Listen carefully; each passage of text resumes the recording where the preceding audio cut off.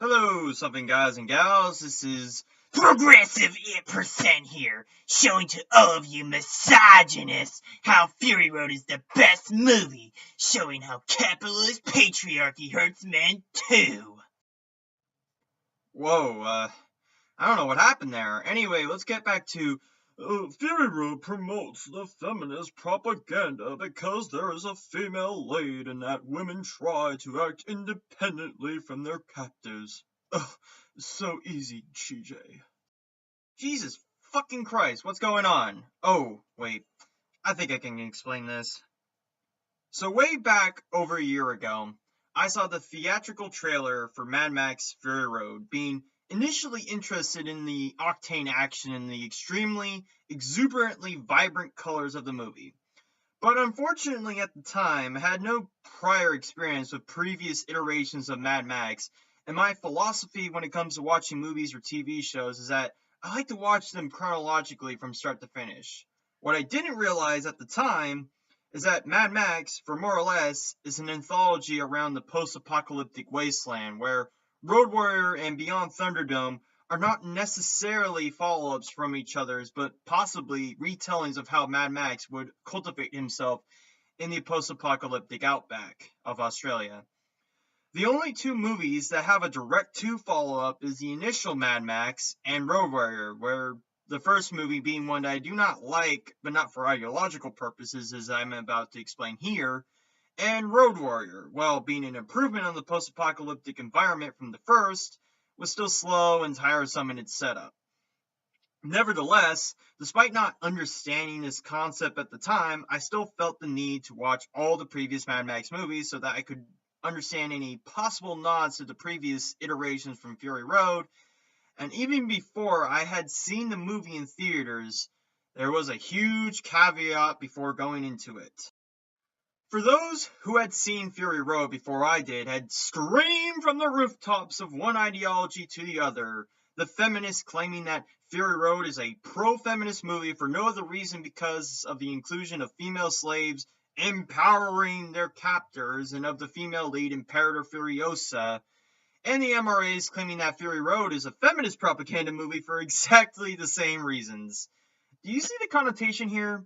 Both of these ideologies have made different conclusions based on the same simplistic reasoning. Now, don't get me wrong. I am well aware that George Miller did hire a writer who was known for writing some feminist shit, and that there is a faction called the Vulvani in the movie whom one of the members claimed they have killed every man they have met. Am I convinced that this is somehow indicative of a feminist propaganda movie? No.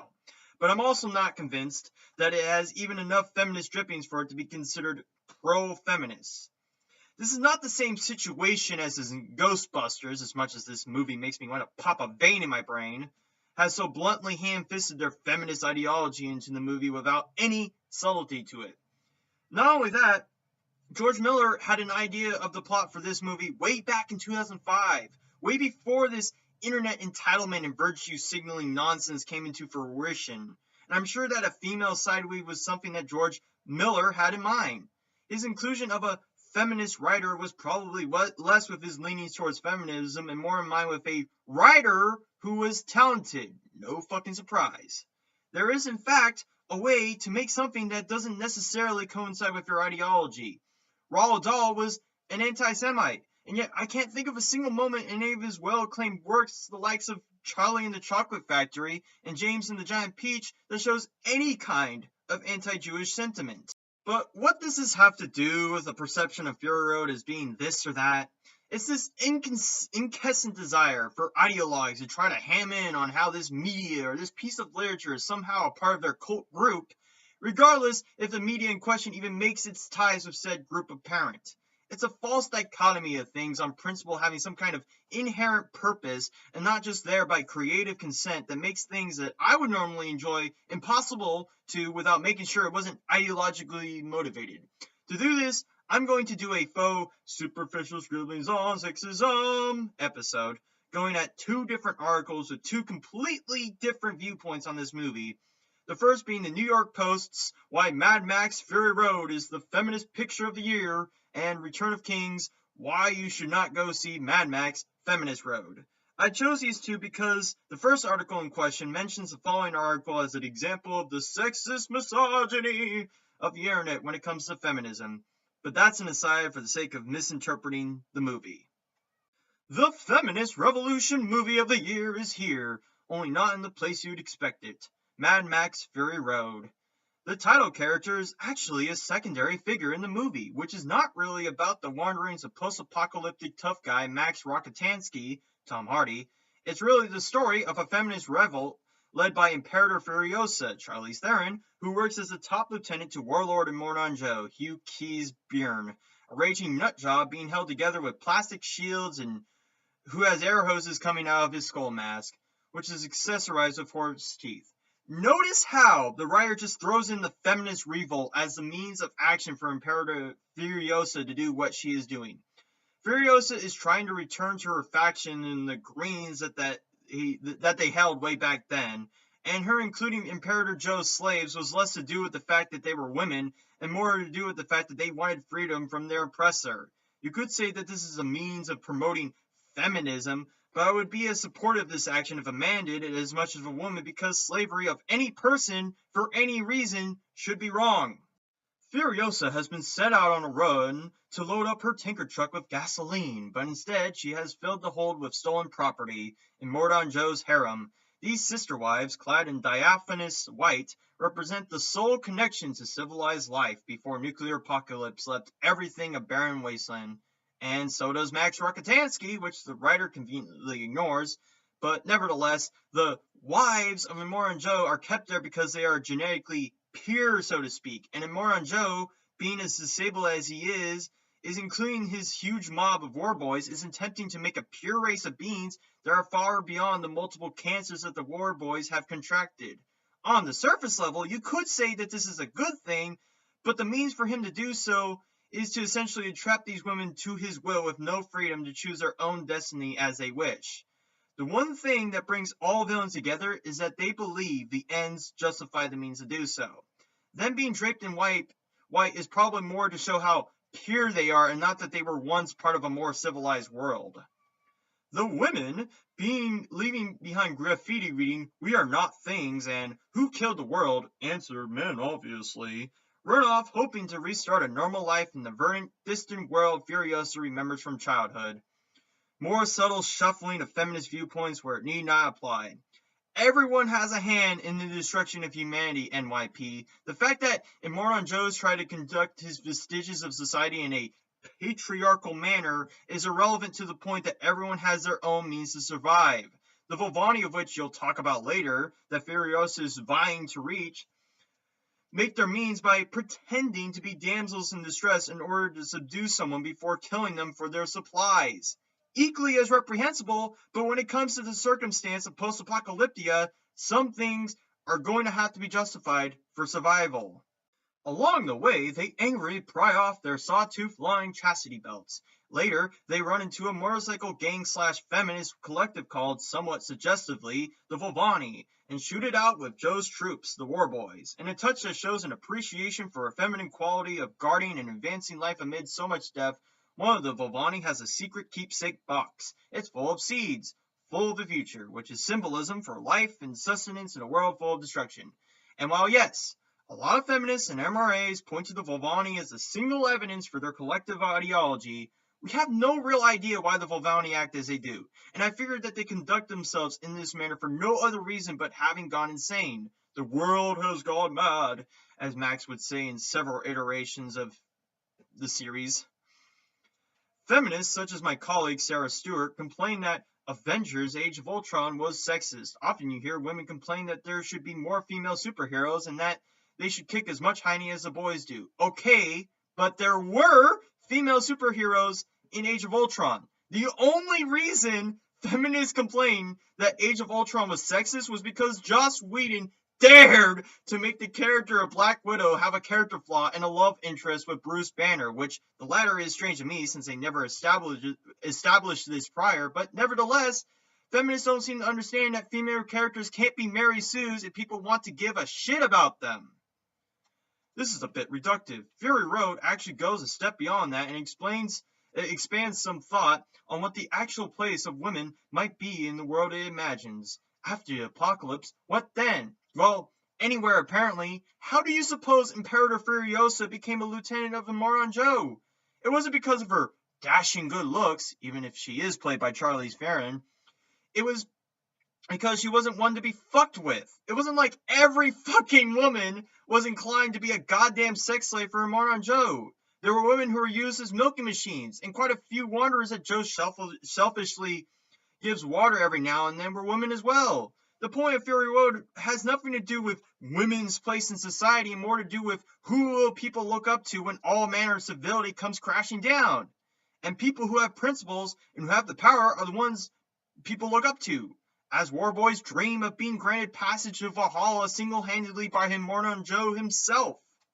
A return to the savagery that obtained for most of history, brutality, enslavement, institutionalized rape. Genghis Khan. Okay, nowhere in Fury Road does it show a woman being raped in the movie. Of course, it is implied with one of the brides being pregnant with one of Moron Joe's right-hand men. But once again, this is more to do with genetic purity and less of oppressing women wholesale. If that were the case, Furiosa would never have gotten the position that she did as being a former lieutenant of Moron Joe. Also, Genghis Khan was generally ruthless to everyone. His raping of women is just one caveat of the butchering, beheading, and overall turmoil he caused during his reign of power. A decivilized world in which sheer physical strength and aggression determined each person's place in the hierarchy would not work out to women's advantage. Women would become property. So, are you admitting that biology by physical strength, that men would overpower women? Because that just sounds like what you just said. And perhaps implying that biology is sexist, even though biology is sexually dimorphic and equally sexist in men in different contexts. Also, Moron Joe is not strong. You already said that he wears a rebreather and has a glass cage that covers his blotches. His power comes from class. He has the water, milk, and food that others desperately desire over, and as a result, will do anything for that prowess. So clearly, his power does not come from just mere physical strength.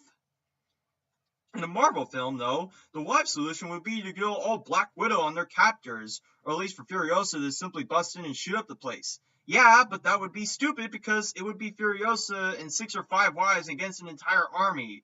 The only solution is to secretly caravan the wives away on an otherwise normal trade route. That isn't what happens in Fury Road. Theron's character is tough, but she's primarily a driver, not a martial arts champion. In a scene in which Max tries to take out the pursuers with a huge gun, she turns out to be the better shot, but the reason that she uses her head. He made the mistake of trying to fire the weapon unsupported, but she cleverly uses Max's shoulder as a tripod to stabilize it. The film doesn't pretend that Furiosa has the same muscle power as Max and the boys, but she is wily and resourceful. Okay, but don't tell me this has anything to do with her being a woman. Max is good at shooting his targets. It was supposed to be a moment where Furiosa and Max are actually working together as a team, where initially they were at odds. A blog post titled, Why You Should Not Go See Mad Max Feminist Road at a site called Return of Kings, a blog for heterosexual masculine men. Women and homosexuals are discouraged from commenting here. No evidence for it, but I'm just going to make this claim anyway to make this site look worse by comparison. Go on, NYP. Complain that feminism has infiltrated and co-opted Hollywood, ruining nearly every potentially good action flick with a forced female character or an unnecessary romance subplot to eke sick out that extra 3 million in female attendees. While the romance subplot was a bit hamstrung, at the same time, I could see in some way how they thought that this movie might be pro-feminist in some ways. Also, is it so wrong to make a claim like that in the first place? Aren't you the ones who think that any male lead in a movie is somehow promoting toxic masculinity? Christ, can't even wear your fucking principles on the same day. The Post, which has drawn more than 1,200 comments, added that men in America and around the world are going to be duped by explosions, fire tornadoes, and desert raiders into seeing what is guaranteed to be nothing more than feminist propaganda, while at the same time being insulted and tricked into viewing a piece of American culture ruined and rewritten right in front of their very eyes. In other words, the writer of the Post hasn't seen the film yet. No, I'm sure they have seen the movie, which is where I will stop reciting this article and go straight into the following article they mention. I think that the writer of Return of Kings was too blinded by their own ideology, much like you, to enjoy a piece of entertainment that just so happens to have a female lead, along with the established male lead from the previous installments, with a lot of kick-ass action and well choreographed and non-CGI explosions. Let's see how they've convinced themselves somehow. If you are like me, the explosions, fire tornadoes, even the symphonic score surrounding Fury Road's first trailer made your attendance a foregone conclusion. It looked like a straight-up guy flick. No fucking around. Perhaps even a little hidden acknowledgement from the director that when the shit hits the fan, it will be men like Jack Donovan, Mad Max, who will be in charge. Which was, and always will be. The fact that females are present do not subtract or erase the entertainment value of said score explosions. They are just as engaged in it as the men are, and their presence isn't ham-fisted or necessarily ideologically motivated. But then my spidey senses started noticing a couple of things. My MRA lens detected a female lead. Red pill powers, activate! Charlize Theron kept showing up a lot in the trailers, while Tom Hardy, Mad Max, seemed to have cameo appearances. Charlize Theron sure talked a lot during the trailers, but I don't think I've heard one line from Tom Hardy. And finally, Charlize Theron's character barked orders of Mad Max. While, yes, it is true, Mad Max isn't inside as Furiosa takes the reins, but Mad Max can barely make a single comprehensive sentence, talking under his breath, or making vague non-verbal grunts at things such as where Furiosa should go or do. Nobody barks orders of Mad Max. Oh, really now? I didn't know Mad Max was a bastion of overbearing power. Even in the Mel Gibson iterations of Mad Max, his dialogue isn't overpowering and usually simplistic like with Tom Hardy's performance. Not to mention that in Road Warrior, Mad Max does busy work with some people trying to protect an oil yard so he can get more fuel for his car. And in Fury Road, in order for Mad Max to cooperate with Furiosa in any compatible way, he has to listen to her orders, as he is just thrown into her interest by coincidence rather than choice. Sure enough, what I suspected but desperately wanted not to be true was confirmed with 2 articles in the past week. One, Eve Ensler, author of The Vagina Monologues, was consulted by the director to consult the female actresses in Fury Road about what it's like being sex slaves. Her presumed expertise in this area was based on work she claimed to have done in the Congo, work I investigated and deemed fishy in a recent podcast around the 1 hour, 16-minute mark. Well, I'm not against having some healthy skepticism to her in regards to the Congo. Why does it matter that she wrote a feminist book? As far as I can tell, that is the only effect that she had in terms of the movie. It's not intrusive or thrown in to put men in their place. It's supposed to show that slavery is wrong. Like, wow! I never knew slavery was wrong when a bunch of war boys are forced to fight for Mordon Joe based on some vague, nebulous religious extremism with ties to Viking worship and Buddhist ideologies. But once I saw the women, I knew slavery was wrong. Are you fucking kidding me? 2, of all the outdated, obsolete, baby boomer leftist rags, Time magazine just comes out right and says it. Here's a surprise. Tom Hardy, aka Mad Max, isn't the star of Mad Max Fury Road. Charlize Theron is. An even bigger surprise? Vagina Monologues author Eve Ensler consulted on what turns out to be a very feminist film. Theron, not Hardy, leads the charge. She also does the majority of the fighting. Once again, I'm not going to deny that this is the case, but was that Eve's decision to make Furiosa the lead or the director? If the director chose to by creative consent, both you and Time magazine are wrong, and if it was Eve, so what?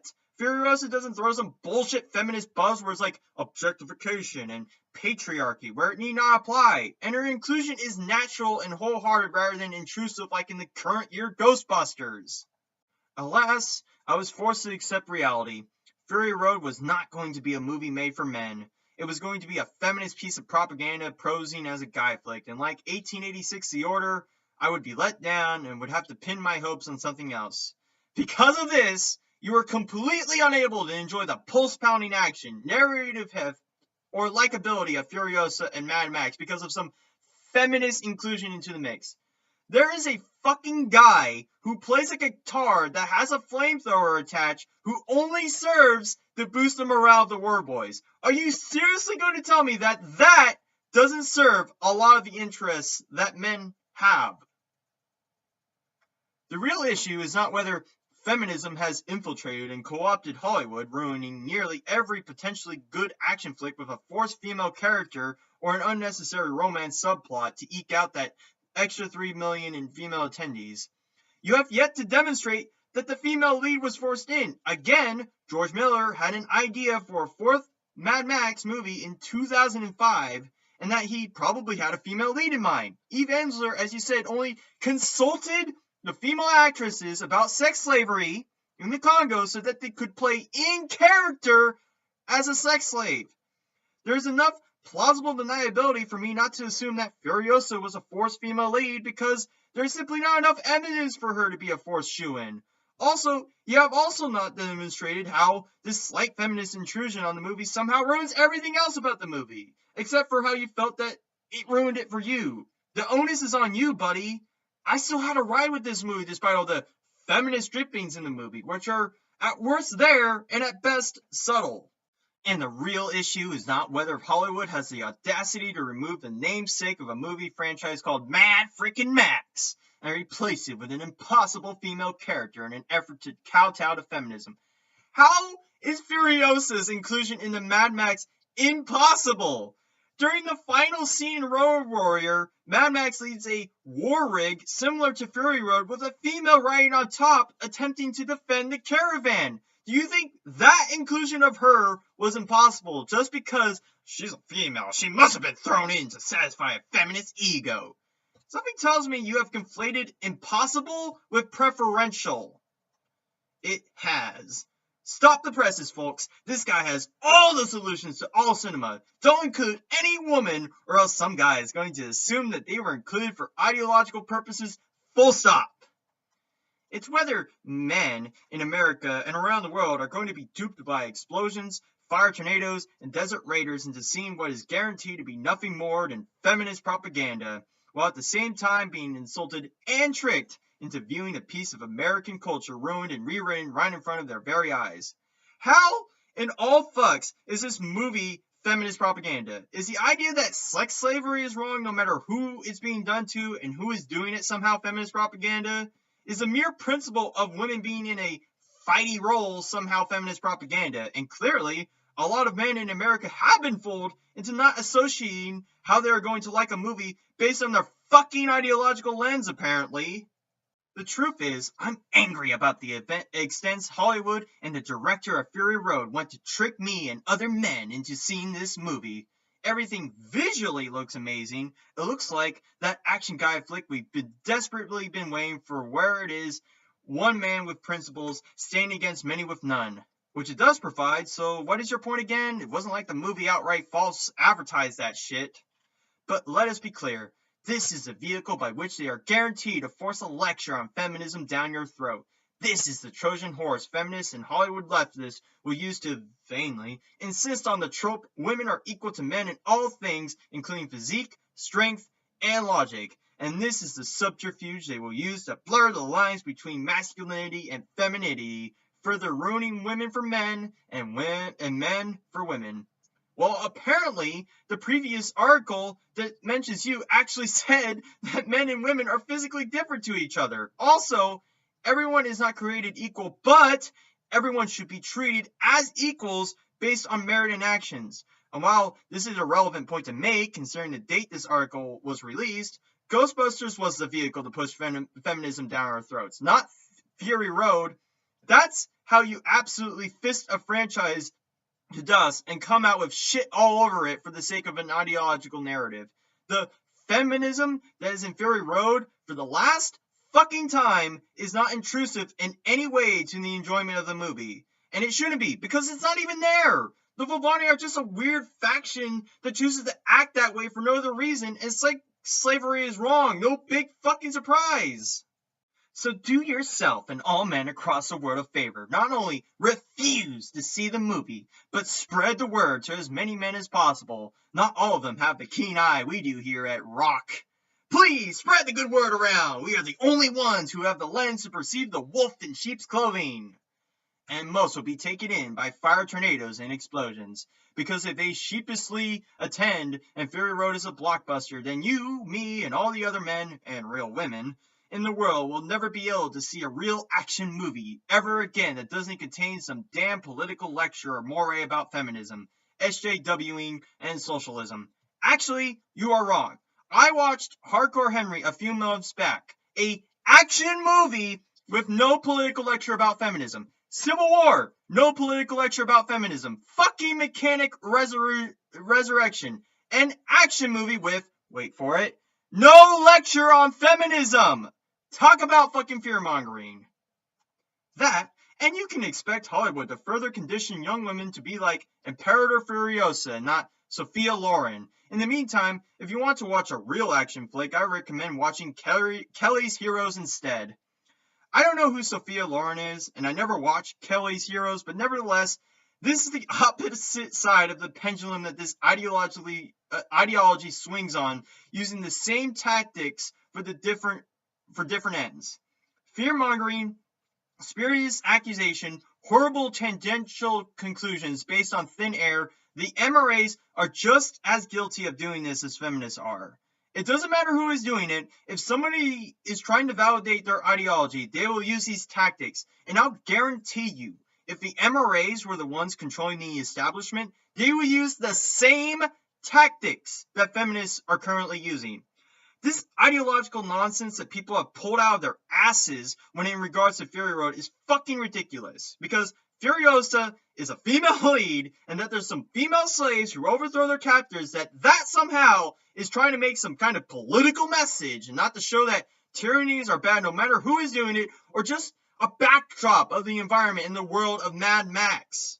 All of this whinging about it also makes it hard for me to enjoy it, because I have to be reminded that some people are looking at this for self-justification of their ideology, rather than as one of the most entertaining post-apocalyptic action flicks since the Book of Eli.